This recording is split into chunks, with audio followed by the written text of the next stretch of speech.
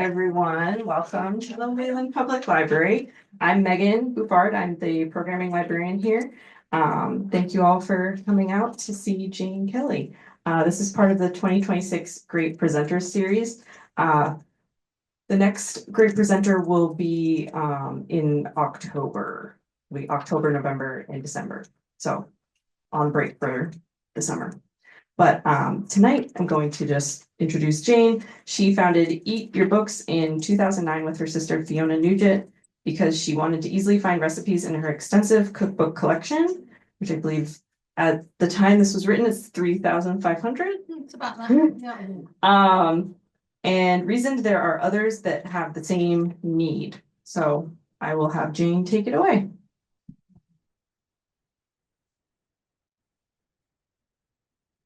Thank you. And looking around the room, I know most of you here, which is lovely. As you said, I do have a very extensive cookbook collection. It has been built up over probably the last 30 years, but mainly in the last 20 years since I've started this business. What I'm going to do is talk you through just a history about cookbooks, what they are, and then I'll move on to a bit about how I came up with the idea for the website that I created, as I said, Eat Your Books, and then really delve in a little bit into why people collect cookbooks. So first of all, I'm going to look at just a little brief history about where cookbooks originated. So there is some debate about when the first cookbook was, well, not published, because of course they didn't have printing in those days. It's sometime between the 1st and the 5th century in Rome. Although it's called the Apicius cookbook, that is not the author. It just happened to be a word that came up in the book. So they think it's actually a collection of recipes from various different cooks in Rome at the time, and really sort of a way of sharing recipes between different cooks, as it says, mainly aimed at wealthy households, because most of them would not have been able to afford to get this collection. Then we're moving on to later on. There was during the medieval times, mainly in the UK and Europe, there were recipe collections, again really aimed at wealthy households. This one here, the form of curry, is thought to be the first collection of recipes for one household. So it was done for King Richard II in the UK. And interesting because of the name, the form of curry being at the time meaning really use of spices, but of course nowadays that's how we think of curry, as being something that uses heavily on spices. Then once we move into the printed age, after Gutenberg, really going to see a lot more cookbooks coming up, but again, really not cookbooks as we know them today, more just sharing information, very non-specific on things like ingredients and quantities, really just more advice and covering lots of other things as well, not just recipes, also household management and health and those type of topics as well within the same books. Then when we move into the 1700s and 1800s, we're really starting to see more of cookbooks as we know them now. Again, aimed at the wealthier, people with servants who've got cooks at home. This one here, The Art of Cookery Made Plain and Easy, is one of the first known of that type of cookbook from Hannah Glass. This was in the UK. Once we move into the type of cookbooks aimed at home cooks, there is a big change. So Fanny Farmer, local, who published the Boston Cooking School Cookbook, was really the first book that was cookbooks as we know them now. So standardized measurements rather than just the very vague 1 teacup or a piece of butter or whatever. She was very specific on ingredients and the measurements and also the methods. And that this book is actually still published today. It's done by facsimile from the original, and you can still buy copies of it today. And then the one that we all know, is The Joy of Cooking. So interestingly, when she first published this book, it was actually a self-published book because she needed the money. Her husband had died. Sadly, he committed suicide, and she had children, and she had no money. And she loved cooking, and so she decided to put together a book with all her favorite recipes. And she published it herself, not really expecting that it would be picked up, but it did. And she published 3,000 copies, and it was very popular, particularly in the area where she lived. And then a publisher who wasn't actually a cookbook publisher at all, he published more academic things, picked it up, and from then it's The Joy of Cooking we know now, with 9 different editions since 1936, and one of the most successful American cookbooks of all time. Then we are moving into the TV era. I mean, not initially, because Julia Child didn't have her show when the book first came out in 1961, but really that's when it exploded, when she started doing the French Cook on WGBH. This was really very much more sophisticated than what Americans were used to in the books. Joy of Cooking was very much standard American cooking, easy to understand, conversational. The home cooks could relate to it. Mastering the art of French cooking was difficult. It was complicated. You know, the croissant recipe, I think, is something like 30 pages long, something like that. And it is complicated. But, you know, Julia Child and her co-authors, who are both French, really felt that the Americans wanted to improve their cooking abilities. And so she didn't want to dumb it down. She wanted it to be recipe instructions as it would be for a French cook, and it was, as I said, hugely successful. These are the top-selling cookbooks of all time, and interestingly, they are all really very much straightforward instructional cookbooks. Better Homes and Gardens, although it sold 40 million, that is over 17 editions. So, I mean, that's, you know, each individual edition is not as high as that, but the same with Joy of Cooking, because there's been 9 different editions of that. But the only modern one there that sold anything like those numbers is Mark Bittman's How to Cook Everything, which is, again, very instructional, going through all the basics of home cooking with lots of variations. And then Mastering the Art of French Cooking. Interestingly, I thought it would be more than 1.5 million given the success of the French chef, but that is the total number of copies of that.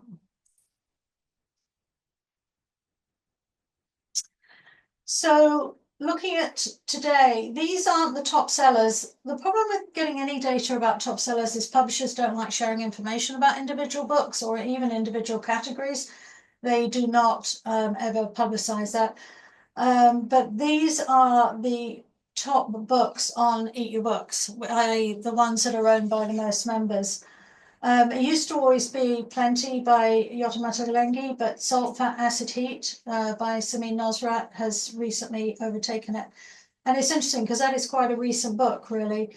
But all of these books, well, certainly Salt, Fat, Acid, Heat and the Food Lab are very instructional, very much about teaching you techniques you might not know how to do, or educating the cook in how to taste, how to make variations, just really much more educational than probably the type of books that are the real big sellers. Interestingly, if you look at Amazon's big sellers, which you can get data for, the top selling books there tend to be celebrities or diet. Diet, unfortunately, is one of the biggest categories of sales.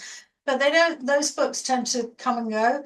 They will be a hit for a year and then they're gone. Whereas these books are still selling solidly. The Food Lab is 11 years ago, it was published. That is still a really strong seller. And the same with Salt, Fat, Acid, Heat, that is still selling well.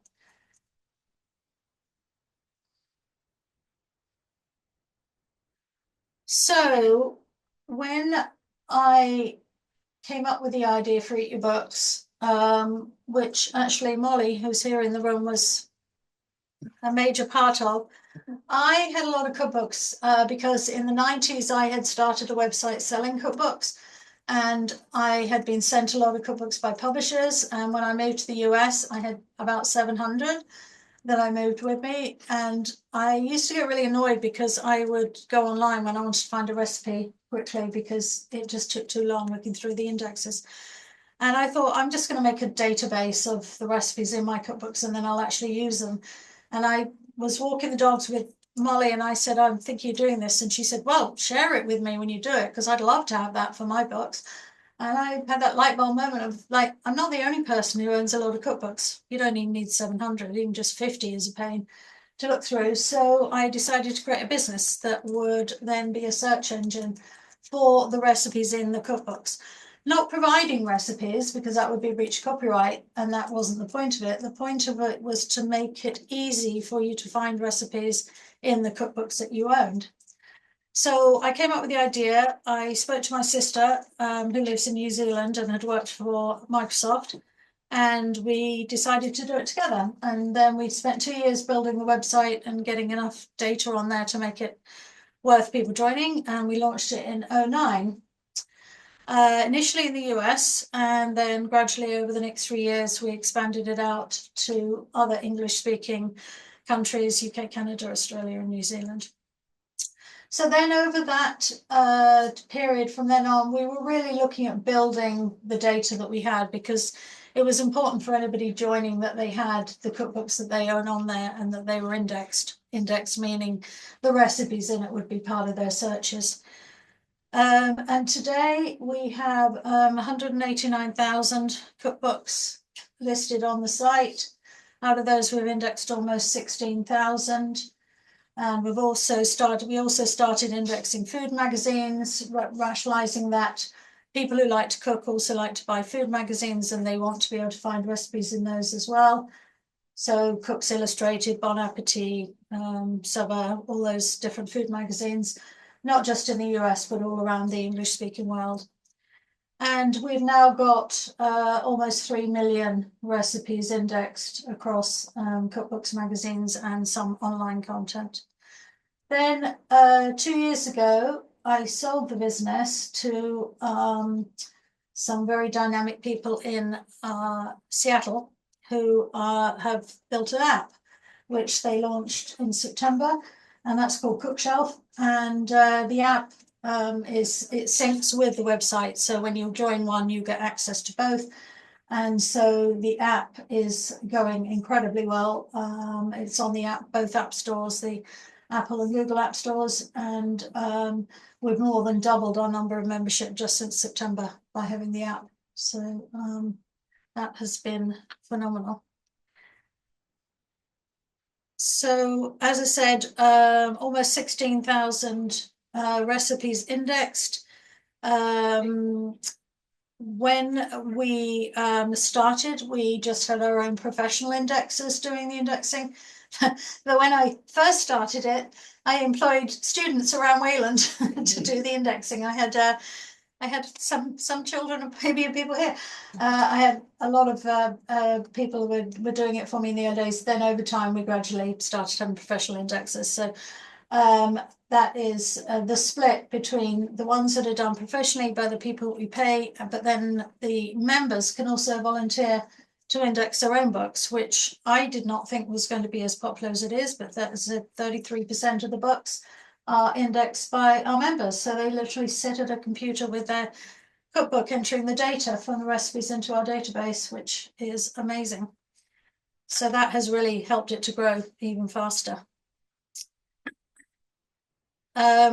So looking at our website, as I said, well, actually, I said salt, fat, acid, heat was the top one, but actually, Plenty has more international editions, which is so. I was just looking at the US number, but yeah, so Plenty by Yotamoto Lengi is the most popular book on the site, by almost 20,000 of our members. As you can see, Yotam Ottolenghi, I don't know if anybody, maybe not everybody here knows Yotam Ottolenghi because he is in London, but he is an Israeli chef who lives in London, and his cookbooks are popular around the entire world. And interestingly, he's not a TV star. He's done one tiny little TV show that was not a big thing. But he's managed to become, one of the top cookbook authors in the world, really by the quality of his cookbooks, the recipes and the writing. He does own restaurants in London as well. And then looking down, the only one there, there's a couple that are older, so Mastering the Art of French Cooking, and then The Essentials of Classic Italian Cooking by Marcella Hazan. As I say, those aren't necessarily they're definitely not the cookbooks that have sold the most, because the ones that have sold the most tend to be the type that, as I said, like diet books and celebrity books. But these are what we consider to be the top selling cookbooks, because they're the ones that are most popular on our site. These are the most popular authors, as I said, Yotam Ottolenghi, Jamie Oliver. Our site is international, although we are based in the US and about 50% of our members are in the US. We have members all over the world. Second after the US is the UK, and then Australia, Canada, and New Zealand, but also English-speaking cooks in lots of non-English countries buy English cookbooks. So, America's Test Kitchen, that is really a volume thing because they produce so many cookbooks. So they are at number 4. And then we have Julia Child at number 7. Donna Hay is an Australian author who is also popular in the UK. Dory Greenspan, sticking at the bottom, is American and is mainly baking. One of her books is over there as one of my favourites. So although the focus on our site is mainly modern cookbooks, as in cookbooks from the last 40, 50 years, we do have quite a lot of older books in there, mainly because members own them and want them on their shelves. So looking at what we have in our catalogue, the very oldest book is from 1805. We haven't indexed any of these books because they're generally just owned by one member. But that is the furthest back we go. We have quite a lot from the early 1900s. But as I say, the majority of books we have on the site are from the last 50 years. So this is just giving some examples across the membership. So we've got 330,000 members around the world. They have added over 9 million books, 9 million cookbooks to their bookshelves. Bookmarking means that they can add their own tags to their recipes in order to find them quicker. They can also add notes to recipes, reviews effectively, and then that's shared between all the community on the site, which is a great help when you're cooking something to find out what issues or changes other people might have done. So those are a huge part of the service that we offer. They can also log what they've cooked, tagging their recipes, and keep records then of their history of everything they've cooked. They can do meal planning and shopping lists and all the different things that you need when you're thinking about cooking and planning your menus.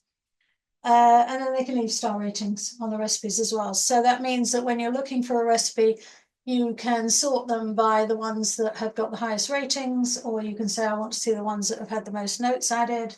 And it really helps you when you're trying to decide what you want to cook.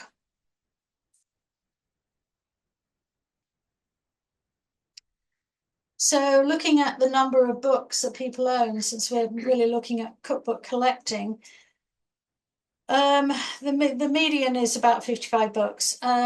So we have quite a lot of members who own a lot more than that, but we also have a lot of members who may mainly own 10 or 20. So the median is 55.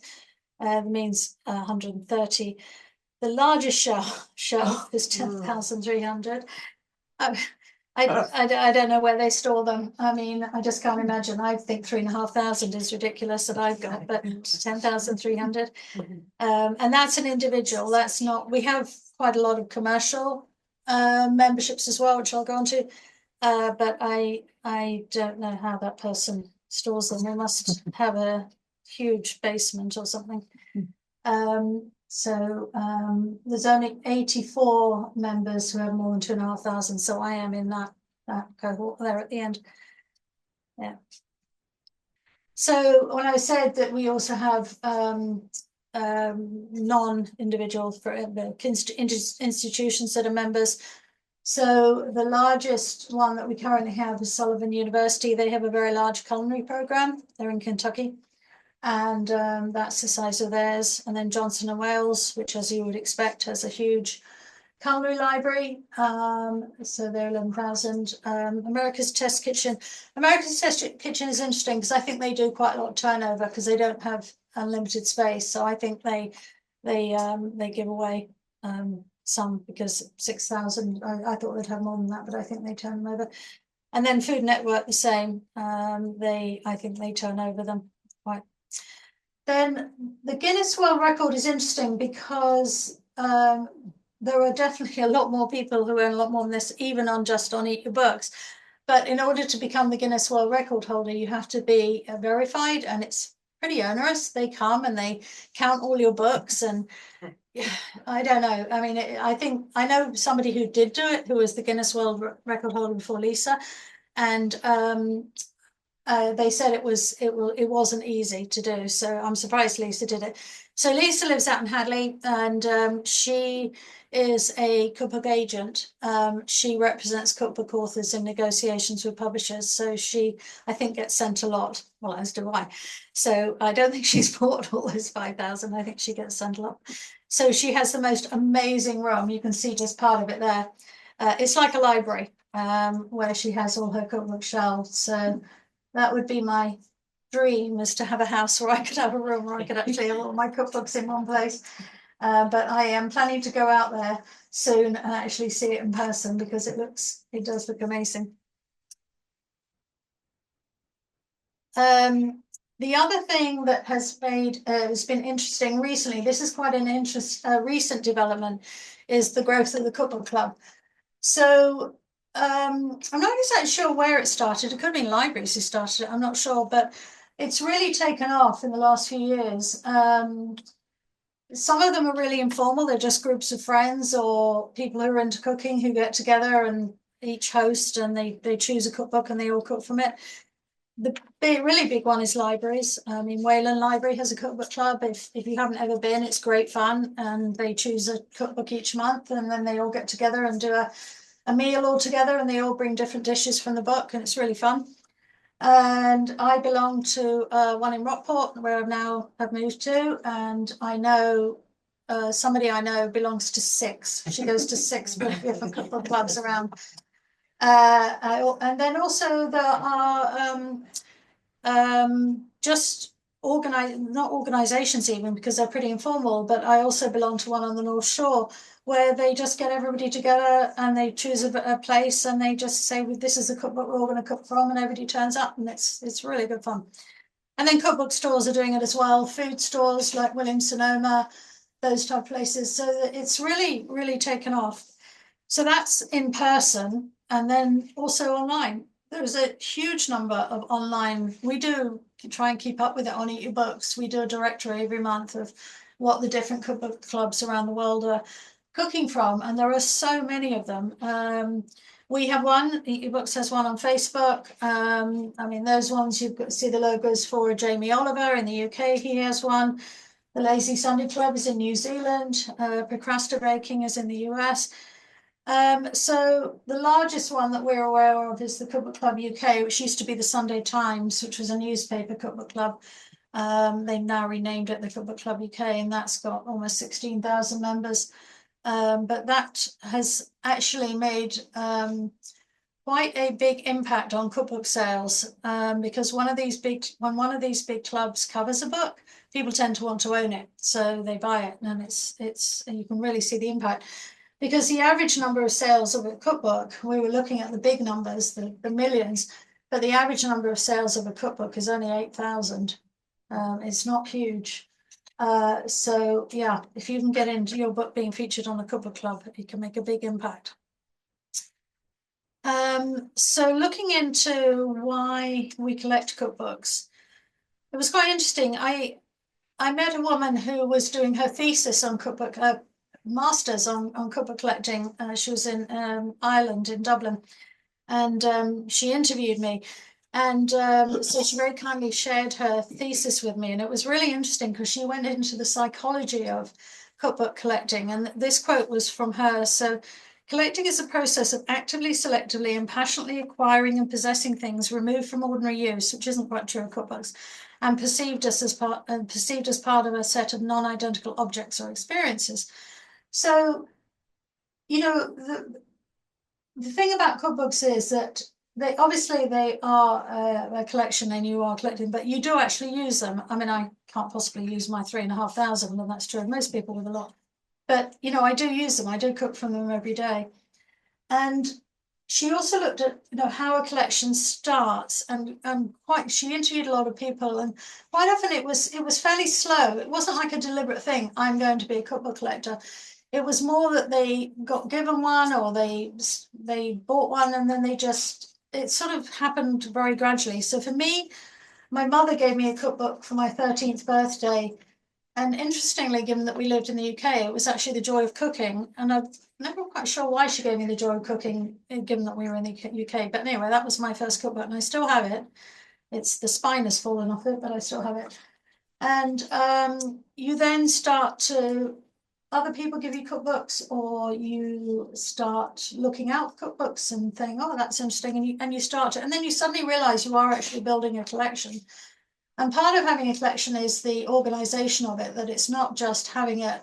And this is true of all collectors, of all the different type collections that people have, that you want to have it organized and structural, and you have pride in it that you're displaying it. So yeah, because there is a thought that maybe this is actually hoarding when you have this many, but hoarders tend to be ashamed of what they're doing, whereas we're quite proud of what we have and we show them off. So that's the difference. So the other difference between other collectors is that quite often they're looking at it as some type of investment, or that it's going to increase in value. That's definitely not the case with cookbooks. The minute you buy it, its value plummets, because secondhand cookbooks are really not, haven't got much value, particularly current ones. I mean, not if you were buying a first edition Joy of Cooking, then of course that's got a huge amount of value, but you're going to be paying a lot for it in the first place. So it's really not about the money, it's more about the fact that you value them as what they are. And so it is seen generally as a female pursuit, though, as I say, about 25% of our members actually are men. So it is not just a female pursuit, owning cookbooks and loving to cook. So she also asked the people, when she was interviewing them, why they collect cookbooks. What are the things that make you want to buy them? And very much at the top, which is definitely the case for me, is looking for inspiration, looking for new things to cook, new cuisines perhaps you've never experimented with, getting ideas. I mean, Yotam Ottolenghi, who I mentioned earlier, is one who he comes up with combinations I could never come up with in his recipes, and I want different techniques, like Julia Tershin, who's there. I've cooked things from her that are just, and all my friends now cook them as well. That you've discovered ways of doing things that you just didn't know about. So looking at, a lot of people like to read cookbooks as if they're novels. I know a lot of people say they always have a cookbook by their bed. I don't do this, but they read them at night like they're a novel. And so it's very interesting that a lot of what she found when she was talking to people was really much more about the books themselves and the cooking than the actual eating. She said eating didn't really come up that much as one of the motivations. It was really more about loving the cooking process and wanting to experiment and try new things. So The other things she asked were why you want to get a new cookbook, and an author you already own was very strong, and that is definitely true for me. All of those authors that I brought along tonight, who are my favorites, I own every book they've ever published, because I love their style of writing. I like their recipes, they always work. And that is very important to me when I'm getting cookbooks, is that it's an author I know and I trust, and I want to have another book if they're bringing one out. Book of the month pick, as I said, the cookbook clubs are becoming really influential in what books people buy now. If you know that you're part of a club and you want to get involved in it, then you often get the book from the library, and that definitely a lot of people do that because it's a good way of trying out a cookbook if you're not sure. And then you then can try it out. Reviews somewhat, and names that you know, TV chefs, Michelin chefs, restaurant chefs, that type of thing. So much less certainly in her interviewing the influencer, and it may just be a factor of the age of the people she was talking to, which tended to skew a bit older, that the TikTok influencers and the Instagram influencers were less important for the people she was talking to. I mean, they definitely do affect cookbook sales. A lot of the publishers now are really only looking to take on a new author if they've already got a platform. If they're on Instagram and they have a lot of followers, or if they're on TikTok and they've got a lot of followers, you know, they want to know that there's already built market there already. So that is definitely true for the publishing world, that they're interestingly, the publishing world hasn't really picked up so much on the cookbook club influence at the moment. They don't seem to be really taking that into account, but I suppose it's just because the cookbook clubs are so diverse. They're all over the world and there's lots of them, so maybe it's harder for them to understand which ones might be doing well. So that is what 3,500 cookbooks look like. This is me moved to Rockport, and my good friends Tanya and Dana have let me store my cookbooks in their basement until I get my own house. And that is what 3,500 cookbooks look like. My movers were really shocked. I did warn them, I did warn them, but like moving all those boxes full of very heavy cookbooks was not fun in the winter, in February. But yeah, that is what it looks like. So how do you organize them? So I am organized because it's the only way to find stuff. So I have them organized. Well, my first organization is the books that I own, every book by an author, like those ones there, and quite a few other authors. I have them all together, regardless of the subject. So everything by Dory Greenspan's together, everything by Ottolenghi's together. So I have one bookshelf that is all of those type of books that are all together. And then after that is by subject. So I have a baking section, but it's not just baking because I have so many. So I have cakes, cookies, ice cream, tarts. Yeah, so I have lots of different sections within baking. And then I have vegetarian, vegan, and then I have all of the different ethnicities. So everything that's for Spain is in one place, and Italian and whatever, every Middle East, they're all in. So I know when I'm looking for a book, I know immediately where it is because of the subject. Some people, and I find this really weird, organize it by the color of the spines of the book. And I just don't get that. I mean, you can't have that many, because how can you possibly remember the color of the spine of all your books? But yeah, it looks lovely, looks really beautiful, but I don't know how they find stuff. So yeah, that's my method. Some people organize it almost like a library, where they have it coded and they have the shelves all coded and they do it that way. But I don't need to do that, because I think I always know where it is because of the topic. But yeah, with this many books, you have to. And actually, you can't really see it because the movers very kindly taped over I had written on every box what was in the box, what type, what shelf it was from, what the subject was. And then they wrap tape around my boxes, and I can, anyway, yeah. So in theory, I can find a book down there if I need to, but I'm trying not to. And then the cardboard tears off when you're tape. Yeah, exactly. So Does anyone else have questions? Thank you, Jane, for exposing me anyway from ground zero. It's been fantastic information as to what this whole thought process is and a little bit about cooking.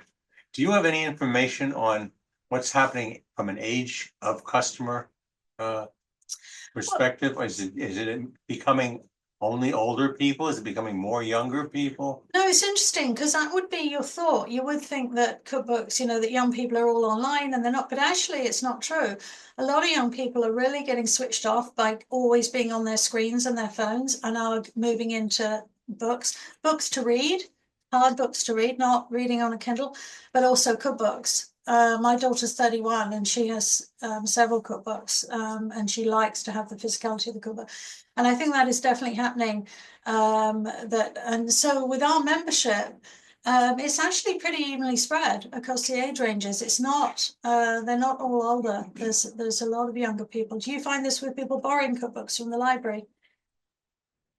That jives with my general interpretation. I've also tried enough food blog recipes that just didn't work to be more inclined to trust something published. Yeah, that is true. So, you know, and now with AI, you know, a lot of people are saying, oh, well, way back a few years, people said, oh, cookbooks are dead because everyone's just going to be getting ebooks. You know, no one's going to be buying print cookbooks anymore. They'll all just get it on a Kindle and use that. No, people don't like working from a screen in the kitchen. You know, it keeps going down. You have to keep putting your greasy fingers on the screen to get it come back up again. But also, the actual physicality of the book is actually part of the process, and it might get some splatters on it, but again, that's just what you're doing in the kitchen. So, and then now people are saying, oh, well, of course, cookbooks are going to be dead because of AI. AI is going to be, oh, actually, sorry, going back even further before ebooks, online recipes. When all the food blogs started, everyone said, oh, cookbooks will be dead because everyone can go online and get a free recipe. Why would they buy a cookbook if they can get a free recipe online? But that didn't happen, and cookbook sales have been going up and up every year. The pandemic was enormous for cookbooks. As for us on our website, we had so many, we had so many people selling, coming on the website, but also buying cookbooks because during the pandemic, everyone was at home cooking. But now, you know, people saying AI, you know, people can just go and they can just say what they want and AI will create a recipe for them. But that's not just why people like cookbooks. People like cookbooks for the author's voice, for the stories, for the history, the research, and also the trustworthiness of it, that you know it's going to work. An AI recipe is may work, it may work, but it may not. And then you've made dinner and it's been a failure. I'm not worried about the death of cookbooks because I think that as long as people are still cooking, and they are still cooking, I think cookbooks are, and as I said, that's borne out with the sales. The sales are still really strong for cookbooks. Yeah, I think you had a question. It was answered. Oh, okay. Do you see trends about cuisine types or food types that rise and fall within the marketplace? Desserts, meats, vegetables, Italian cooking, Middle Eastern cooking, or is it so diverse that it becomes kind of uniform and demand? Definitely are trends, and what happens often because of the way publishers work is they'll see a hit book and they'll all want to jump on the bandwagon and pick up on that. But it takes so long for cookbooks to be written and photographed and edited and published that by the time the books come out, there's usually a lot of them, and then the market gets swamped with a whole load of copycat books, and then they move on to the next thing. Yeah, there definitely are trends. I mean, definitely over the last few years, vegetables has become a really big thing. And then there are, with the ethnicities, there's definitely some countries that become the hot countries. Like at the moment, Eastern Europe is really hot. There's a lot of cookbooks coming out Eastern Europe. Middle East was a very big thing a few years ago. I mean, it still is. There's still good Middle Eastern books coming out. So no, there definitely are trends. At the top, at the big seller books, the trends are very much around what's the hot appliance of the time. So air fryer books, there were so many air fryer books. I mean, it was ridiculous how many there were. And the market's so saturated now. Everyone who owns an air fryer must have at least one air fryer book because there's been so many of them. Sous vide, not so much. I mean, that's more a little niche with that appliance. There's a very popular piece of equipment in Australia and Europe called the Thermomixer. What's it called in Portugal? Bimby in Portugal and Spain, and Thermomixer in the rest of the world. And that's huge, and there's a lot of books for that, but not here. It hasn't taken off here, but I bet it will, but it's expensive, so maybe not. What is it? It's a sort of a device that does everything. It weighs and it cooks and it measures, and you basically would put your vegetables in, and it would chop them and fry them, and then you put your meat in and it would weigh it. It does the whole lot. I don't quite get it myself, but and it's expensive. It's $1,700 for the piece of equipment, so I'm not sure it's going to take off here. But yeah, well, there's a lot of books around that. So yeah, if there's a hot appliance, the one before that was the Instant Pot. There were masses of Instant Pot cookbooks came out. And then there's the diet. So of course, whatever the hot diet is of the time, it was paleo, and then it was carnivore, and now it's keto, and you get tons of cookbooks coming out, and they try every little variation of that. So you'll get the keto, vegan, blah, blah, you know, they'll have like, try to get all the buzzwords into the title in order to sell. And they're not great books. They're really just about making money. So, but they sell through Amazon, and yeah, but yes. Can you give us, show us, how your, eat your shelf works? Eat your books, yes, absolutely, yes, of course. Yes, Cookshelf. Well, it is a bit confusing, and we are actually going to be changing the branding of Eat Your Books fairly soon to change it to Cookshelf. So, as I said, I sold the business 2 years ago, and so it's going to be one branding. So, at the moment, as I say, a membership of one gives you both, but it is a bit confusing. So we're going to be rebranding Eat Your Books, and it'll all be called Cookshelf across both platforms. So if we're looking here, oh, sorry, you're not seeing it. Why are you not seeing it?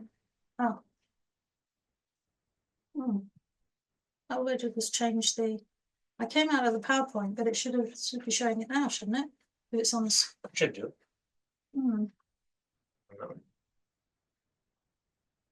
Because the book that goes in. It's like, All I did was change from PowerPoint to Google. So Yeah, I'm not sure what changed. I'll go back to the PowerPoint. Let's see. Oh, it's not coming up now on there either. no source. I didn't actually touch that, so that's really nice. Is that the way?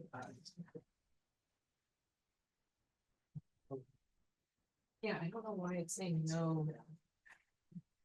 Is that like into the wall? Yeah, but nothing changed. That's the weird thing. Sorry, we will get there. Next question.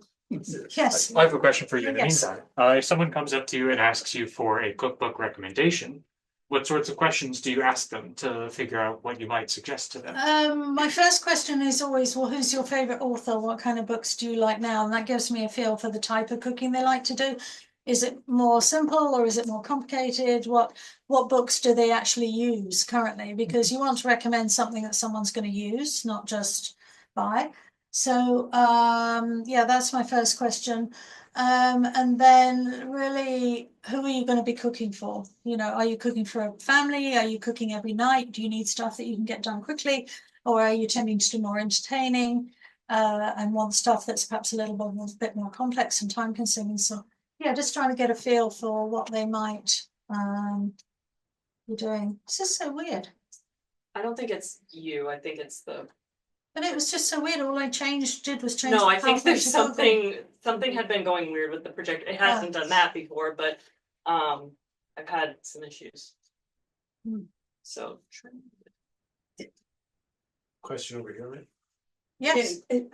Yes, Like, Robin. taking that one step further, what if you have somebody who's never cooked, who wants to cook and wants to learn how to cook? What book would you recommend? Right, so who's never cooked? I mean, I'm not a big fan for personally, but the Mark Bittman book, How to Cook Everything. But maybe it's just because I love to cook and I've cooked all my life, so it just feels too basic to me. But then for somebody who's learning, that's probably a good book because it's very thick. It's got massive amounts of recipes in it, and as it says, it's called How to Cook Everything. I just don't particularly like his style of cooking, but that's just me. So I think I probably would recommend How to Cook Everything. Yeah, I mean, this Julia Tertian that I mentioned, she's a very good at giving really good instruction. Julia Tertian, the Small Victories. Yeah, she has done four books, and she is yeah, her style of writing is very easy to follow. And the other person who I really like is Melissa Clark, and she writes for the New York Times. And again, her instructions are very precise and very clear and not difficult. I don't think that book that I brought there, Dinner, is really just about, recipes for getting dinner on the table, really good recipes. Yeah, sure. Really good recipes that are going to be good for a family, but also interesting. They're not boring recipes. Oh, yeah. What happened there then? Somehow it lost the screen duplication. I have no idea why. There we go. Right, now I can show you. Okay, so this is what we call the library. So as I said, it's 176,000 cookbooks are listed. So who do you like? Who's your author that you like that you own books by? Dory Greenspan. Dory, okay, so I'm just going to put in Dory since there's only one Dory. And so actually there must be more than one Dory because she definitely hasn't written 133 books. So they are sorted in order of popularity. So the most popular of her books is Around My French Table. And then, as I said earlier, Dory is very big on baking. One of my favorites is Baking with Dory. And she also co-authored with Julia Child some books. So what you would do is you would go down here and you would add them to your bookshelf, which is creating your own collection, the collection of your books, and that's what you're going to be searching for recipes in. So say I don't own Baking with Julia, but I'm going to put it on my bookshelf now. So then it is now part of my searches. And so if then I was thinking I'm going to my bookshelf recipes and I want to look for some Dory recipes because I know they all work, and I'm thinking I want to do something with apples, which she has a lot of recipes for. And so there's, I'm getting Dory the fish coming up, which I do not want. So I'm going to put in Dory Greenspan. Okay, and now we are seeing Dory's recipes containing apples. And I'm thinking, no, I'm not really looking for things like sheep pan chicken because I want to do things that are desserts. And so I'm going to go over to the filters and I'm going to say I only want to see her baking recipes on this occasion. I want to see her apple recipes that are for baking. So now I am able to see all of Dory's recipes on my bookshelf, the Dory books that I own that contain apples and are for baking. I could even go down further and say, actually, I'm thinking I might want to put also have something that's got almonds in. So I'm going to add that, and now I'm narrowing it down even further. So now I'm able to see Dory's recipes that have got almonds in. So that's how the search works. And we also have, as I said, lots of sharing of information about the recipes. So actually, I'm just going to go back and I'll show you one of her most popular recipes, which is Mary Helene's apple cake. And that you can then look to see how other people what they've made the recipe, what they thought of it, whether there was anything they would change. And so, it's a really good way of sharing information about somebody saying, do not leave out the rum. So there we go. And so you're getting the information, the expertise from other people who've cooked the books as well. Was there anything else you wanted to see on how the site works? So with the app version, can you scan your cookbooks? versus- Yes, you absolutely can. So the Cookshelf app is, as I said, available through the app stores, and it's got a barcode scanner in it. And you would just hold the barcode scanner over the barcode on the back, and then it adds it immediately to. So that is a much faster way than the way I just showed you of searching on the website. So yes, the app, you would use the app for adding your books quickly. If you have a book that doesn't have a barcode, then you can search by the book title instead, because some of the older books, barcodes only, the ISBN numbers only came in the late 60s, so anything earlier than that you'd have to search by title. I'll also throw out that the Wayland Public Library, if you go to our website and our online resources, we have a unique subscription relationship with Eat Your Books, where you go to Eat Your Books through our website and browse the recipes that the library owns in our cookbook collection. Yeah, sorry, I meant to talk about that. So actually, I developed a library membership, and Wayland was my beta test site. So they worked with me on what things would work for them and what wouldn't, and so they were great help. And so they have a membership, and all of their cookbooks that they have here on the shelves in the library, they have a bookshelf just like this that I just showed you. And anybody who uses Wayland Library can search from home or in the library to find a recipe and know what book they want to take out from the library. So yeah, it's really good. So we've done it with other public libraries since, and culinary schools use it with their students. So there's a QR code you can scan, which gets you directly into it, or there's a link that they have on the website, and you can just go in and search their Wayland's own cookbooks for recipes. So can you clarify, is it really Wayland only, or is it part of the whole Minuteman No, network? it's just Wayland. Wayland. Just Wayland, yeah. Yeah, because you want to know what books are available here now. You don't want to be having to, wait for a book. You could do it that way as well. Yeah, I should try and get Minuteman to join as a. It would be like every library within Minuteman making their own, like Yeah. a similar, so Yeah. it would be a larger, Yeah, yeah, that would be cool though. yeah, that- it would. Yeah. I mean, I do request, and they often come from. Yeah. Wayland, so. Yeah, yeah. Yeah, no, it's really good. I haven't managed to get it into enough libraries yet. I went to the American Libraries Association conference in Philadelphia last year, and I got a lot of enthusiasm, but I haven't had a lot of people signing up. I think it's quite hard to get library boards to agree to spend money. Yeah, it's a challenge to begin with, and sort of a daunting prospect. Yeah, but it's quite easy to upload. All they have to do, I mean, they've all got catalogs, so all they have to do is just upload the list of ISBNs that they have in the library, and then it's set up. It's not done individually by book, like I just showed for individuals. For the library, they can just upload their entire ISBN list in one go. Yeah. Smart. So you mentioned there were copyright issues, right? That you have to own the book in your own library, or? Well, there's no copyright issues in what we're doing, because we're not putting anything up on the site that's copyright protected. So we don't show any of the recipes. Oh. You have to own the book. So we tell you what book and what page. And so, for example, that Dory Greenspan recipe, actually, that wasn't from her own book, that was from Food 52. Anyway, so it tells you that what book it is. It's on page 221, and you then pull the book from your shelf to get the full recipe. So we can't give away the full recipes, because those belong to the author and the publisher. We do, though, if the recipe is available online, have a link. So there, view complete recipe will take you off to the Food 52. Oh, that one's on Epicurious. And then you'll get the full recipe there. So What percentage are those?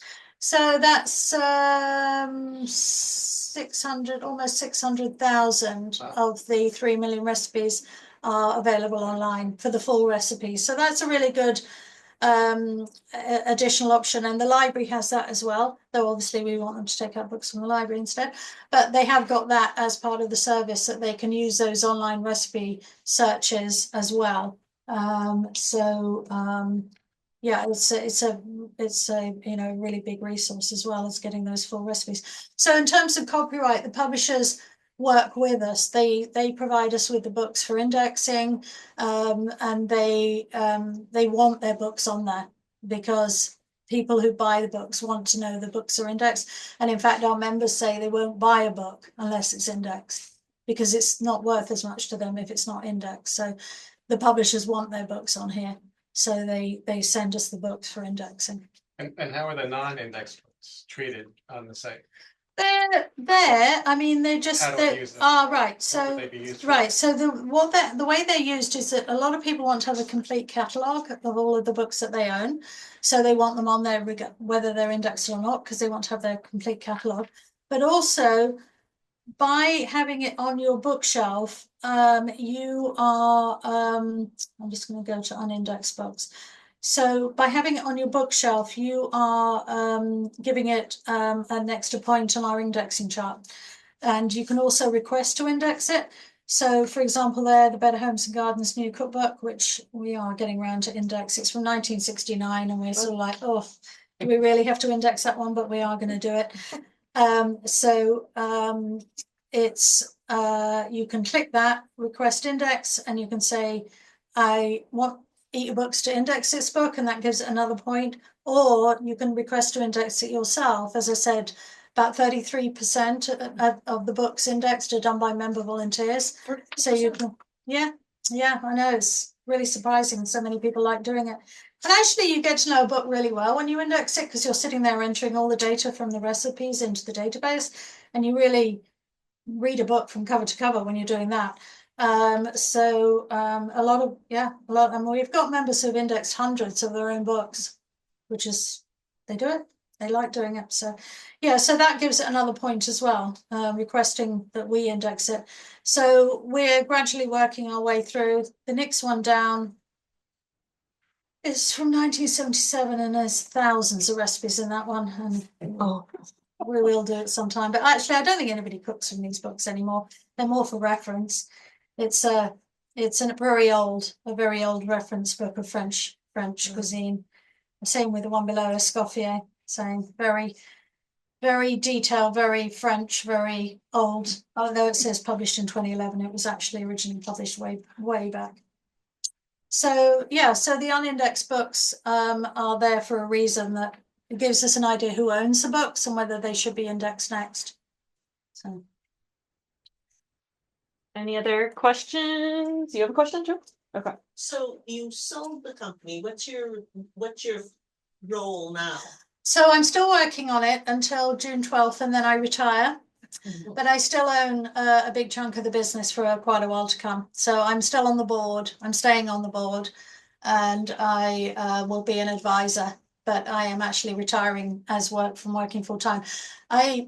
As I said, I started almost 20 years ago, and I have worked on it 7 days a week, every day, even on vacation. As my friends who go on vacation with me can attest to that. I'm always working. So for the first time, I'm going on vacation on June 13th, and I'm not working. So I'm really looking forward to that. So yeah, so I will stay involved, but I'm not going to work on it every day anymore. So Is your sister involved still? No, she retired a few years ago. Yeah. So yeah, it's in really good hands. The people who took it over were members of the site, and they approached me.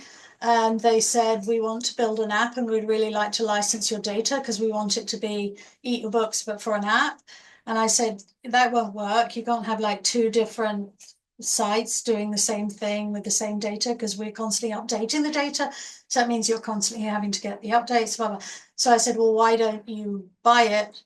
And that's what they did. So instead, I sold it, and but it's in really good hands. We had been approached over the years by big companies like Samsung, and they wanted to buy it really just to get the data, and I just didn't want to just have somebody strip out the data and close it down. It was too important to me, and so I only wanted to sell it to someone that would keep it going. And it's not just keeping it going now; they're making it even better. The app is really, really cool. They've added lots of new features, and they're very young. Yeah. They're young and they're tech savvy and they're everything that I'm not. So they're ex-Amazon and they're just really clued in with modern technology. And so they're just doing so many great things that I just wouldn't have been able to do. So it's in really good hands and I'm really happy with it. All right. I think, does everyone, okay, thank you, Jane.